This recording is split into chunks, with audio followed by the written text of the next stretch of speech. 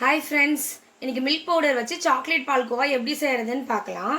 நான் இன்றைக்கி வந்து 1 டம்ளர் மில்க் பவுடர் எடுத்திருக்கேன். இந்த டம்ளரில் 1 டம்ளர் மில்க் பவுடர் ஆட் பண்ணிக்கோங்க. ஒரு கடாயில் அதே டம்ளரில் 1/2 டம்ளர் காய்ச்சி ஆற வச்ச பால் ஆட் பண்ணியிருக்கேன்.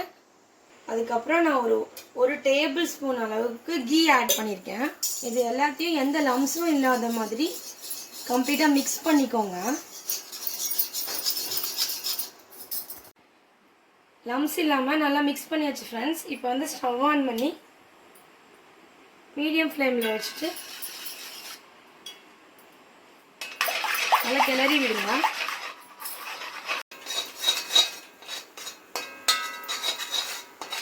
ஃப்ரெண்ட்ஸ், இதோட கொக்கோ பவுடர் ஆட் பண்ணிக்கணும். 1 டேபிள் ஸ்பூன். அதுக்கப்புறம் நான் நாட்டு சர்க்கரை 1 டேபிள் ஸ்பூன் எடுத்து வச்சுருக்கேன். அதையும் இதோட ஆட் பண்ணிக்கிறேன்.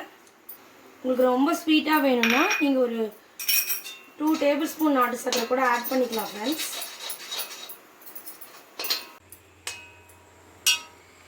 நான் இன்றைக்கி ஒரு 8 ஆல்மண்ட்ஸ் சாப் பண்ணி கீயில் ரோஸ்ட் பண்ணி வச்சுருக்கேன் ஃப்ரெண்ட்ஸ். அதுக்கப்புறம் 4 ஏலக்காயை வந்து தட்டி வச்சுருக்கேன். அதை வந்து இதோட ஆட் பண்ணிக்கோங்க.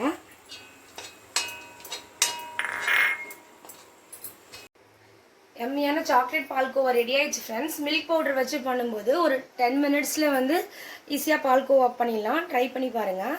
இந்த வீடியோ பிடிச்சிருந்தா உங்கள் ஃப்ரெண்ட்ஸ் அண்ட் ஃபேமிலிக்கு ஷேர் பண்ணுங்கள். பாய், நெக்ஸ்ட் வீடியோவில் பார்க்கலாம்.